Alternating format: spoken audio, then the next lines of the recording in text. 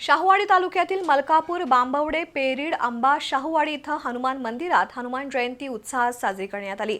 दिवसभर हनुमान मंदिरात भजन कीर्तनाचा कार्यक्रम सुरू होता, तर काही ठिकाणी सुंठवडा आणि महाप्रसादाचं वाटप करण्यात आलं।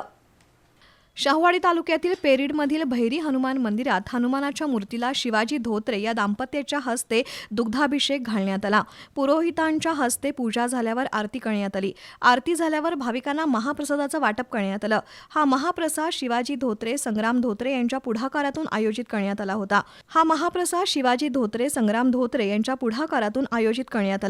गेली 10 वर्ष स्वखर्चातून शिवाजी धोत्रे महाप्रसादाचं वाटप करतायत। या महाप्रसादासाठी भाविकांनी गर्दी केली होती।